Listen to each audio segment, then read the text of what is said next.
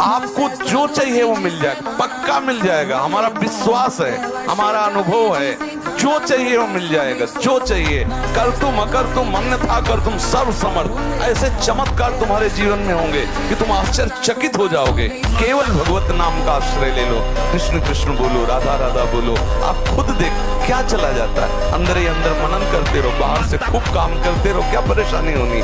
और अगर विजय ना हो जाए तो मैं बता, ब्रह्मचर्य को बचाने के लिए 1 घंटा व्यायाम की जरूरत है। दवा कोई वर्जिश से बेहतर नहीं, नुक्सा है कम कर, बालानसेन शक्ति बढ़े, फुर्ती लहे, चोट न अधिक पिराए, अन्न पचे चंगा रहे, कसरत सदा पाए।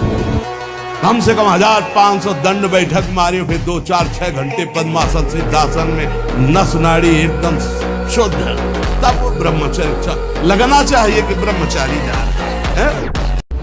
ब्रह्मचारी का सौंदर्य प्रस्फुटित होता है, एक नूर उसके चेहरे पे झलकता है जो ब्रह्मचर्य को धारण करता है। एक नवीन आकर्षण, बालवत चेहरा, एक आकर्षण होता है। और जिसका ब्रह्मचर्य पुष्ट होने लगता है, उसके शरीर से सुगंध आने लगती है। ब्रह्मचारी का एक एक रोम तेज से युक्त होने लगता है, चेहरे पर हर समय प्रफुल्लता, मुस्कान, बिना किसी कारण की प्रसन्नता बनी रहती है। ब्रह्मचर्य सेवन से अमोघ लाभ प्राप्त होता है। हृदय से कह रहा हूं, अगर नाम जप नहीं करोगे, भगवान का आश्रय नहीं लोगे, तो ऐसी हवा है माया की तुम्हें कोई नहीं बचा सकता। वो आपसे ऐसे आचरण, ऐसी क्रियाएं करा देगी। अगर भगवान के आश्रित हो, चूक हो भी जाती है तो एक शब्द याद रखो, नामे भक्ता प्रणश्यति। भगवान कह रहे मेरे भक्त का नाश नहीं हो सकता। कम बोलना, कम सुनना, कम देखना, कम सोना और कम आहार करना, ये 5 पर कंट्रोल करो। एक दिनचर्या कोई पकड़ लीजिए, एक आज्ञा पालन कीजिए। अगर 100 आज्ञा ना पालन करने की सामर्थ्य आ जाए तो बताना, समय को पाबंदी में बांधिए, तुम्हारा लोक परलोक दोनों सुधर जाएगा। एक यूरोप का आदमी था, वो बहुत अमीर था। वो मरते समय घर वालों को कहा कि मैं एक वसीयत लिखा है। उसमें कोई रुपया पैसा की वसीयत नहीं थी, पूरी डायरी खाली, केवल एक शब्द, और कहा मैं ये वसीयत आप लोगों को लिखकर, time is money in the world. संसार में समय ही सबसे बड़ी संपत्ति है। जिसने समय की कीमत पहचान ली, वो सबसे बड़ा संपत्तिवान है। उपासक को जिसे ब्रह्मचर्य रहना है, 2 समय भोजन हल्का या 1 बार भरपेट, 24 घंटे में पर्याप्त है ब्रह्मचारी की। 2 बार तो हल्का, केवल 2 ही समय भोजन करे। पहला भोजन का समय 10 बजे से लेकर 1 बजे के बीच में, दूसरा संध्या होने के बाद 8 बजे तक, इसके बाद नहीं। अगर इसके बाद आप पाते हैं तो आपकी दिनचर्या में फर्क पड़ेगा, वो आपके कई दोष प्रकट करना। देखो, जीवन को यदि आप मंगलमय प्रकाशशील बनाना चाहते हैं तो महापुरुषों के वचन मानने पड़ेंगे। समस्या भैया यह है कि मन, वीर और प्राण तीनों का एक कनेक्शन है, एक ही कनेक्शन है। अगर हमारा वीर ब्रह्मचर्य ठीक है तो मन शांत और एकाग्र रहेगा और प्राण बलवान और सूक्ष्म रहेंगे। अगर वीर कमजोर हो गया तो मन चंचल, अशांत और प्राण स्थूल और बलहीन हो जाएंगे, स्थूल, सूक्ष्म नहीं होंगे। तो हम पहली बात तो कहते हैं कि यदि तुम नाम जप करते हो तो तुम्हारे ऊपर कोई जादू कर दे, ऐसा पैदा नहीं हुआ। नहीं, भारत का किसी भी जादूगर, किसी भी टोना, किसी तांत्रिक को बोलो हमारा प्रेमानंद नाम मोबाइल में फोटो होगी, वही फोटो से तंत्र कर दे। करो अस्तमैथुन और शनि 6.5 चढ़ा हुआ है इसलिए ऐसा होता है, बेवकूफी वाली बातें बच्चा है। अभी अवस्था है तुम्हारी वीरपात करने की। गेहूं की फसल तैयार हो रही है, गलेत पे हो, गलेत माने होता है दाना अभी पड़ रहा है, और आप उसको काट लो तो न भूसा होगा न दाना होगा, व्यर्थ जीवन चला जाएगा। कम से कम 20-22 वर्ष ब्रह्मचर्य का पालन करो, फिर गृहस्थी में जाओ, संतान तेजस्वी होगी, देशभक्त होगी, माता पिता की भक्ति कर, ये क्या है। और जब ब्रह्मचर्य रहा जाता है तो उसको सुविधा माया देती है ब्रह्मचर्य नष्ट करने की, ये बैठालना चाहिए।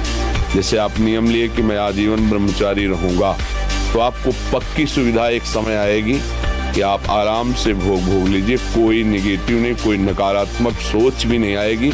आप उसको स्वीकार करें, क्योंकि आपके व्रत को भंग करने के लिए माया ऐसी सुविधा देगी कि तो साधक जीवन भर इस बात से सावधान रहे। यदि नैष्ठिक ब्रह्मचर्य अगर हम 4 रोटी पाते हैं तो 4 ही पाते रहे बहुत दिन तक। अब यहाँ तो देखे कि कै बच रहे हैं, बोले 2 गुलाब जामुन 2 लड्डू बच रहे, बोले रुको थोड़ा टहल लेते हैं, फिर टहल के बैठ के फिर उनको तो मन प्रसादा स्थिति को प्राप्त नहीं हो पाएंगे। थोड़ा सावधान रखिए, अपनी जिह्वा को, अपने भोजन पाने के नियम को एक सीमित रखिए। ब्रह्मा को जिसने बनाया उसी का तू अंश है। तू अजर है, तू अमर है, तू अविनाशी है, तू अजन्मा है, तू नित्य है, तू परमात्मा स्वरूप है। तेरा विनाश करने में कोई भी समर्थ नहीं है, स्वयं भगवान भी।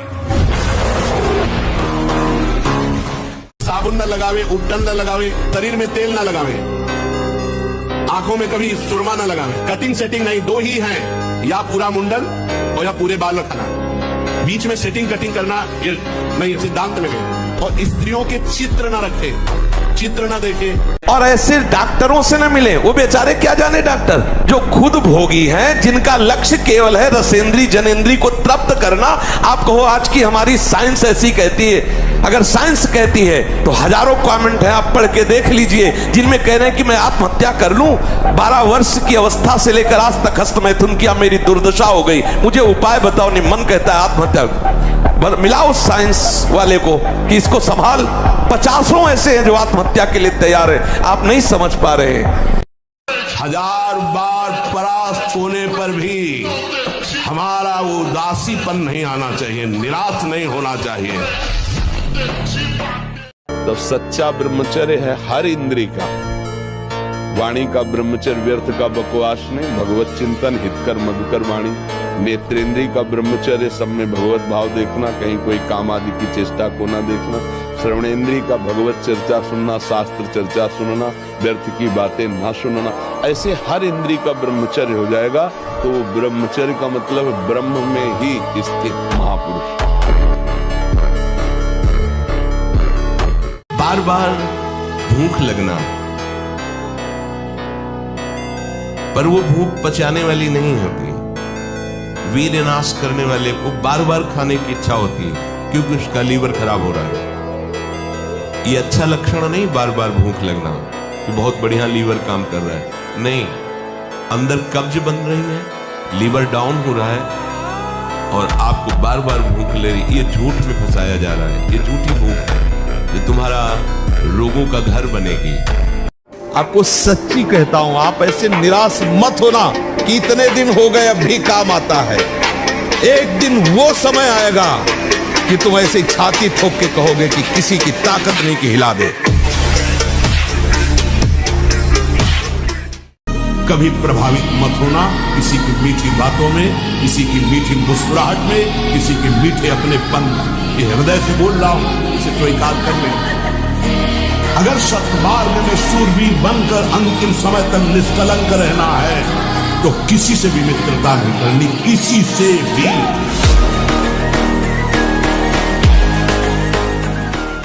गुरुकुलों में इसीलिए बच्चों को रखा जाता था, चाहे राजा के हो चाहे प्रजा के हो। ब्रह्म ऋषियों के शासन में 20-25 वर्ष तक ब्रह्मचारी रहे।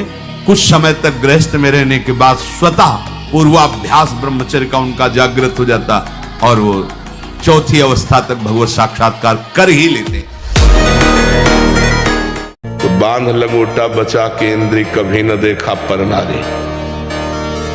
जो काछ वाछ मन निश्चल राखे, धनी धनी जननी तेरी रे। नरसिंह मेहता जी कहते हैं कि हमें पूरे आजीवन ये नियम रखना है कि पराई माता बहनों की तरफ हमारी गंदी दृष्टि ना हो। कभी अगर दृष्टि भी गंदी हो जाए, मान लो चूक है, बड़े जन्मों से हम उसी में लगे हुए हैं, तो क्रिया नहीं होनी चाहिए। हनुमान जी को कोई परास्त क्यों नहीं कर पाता था? 2 कारण थे, चरित्र पवित्र, चरित्र पवित्र और भगवान का चिंतन।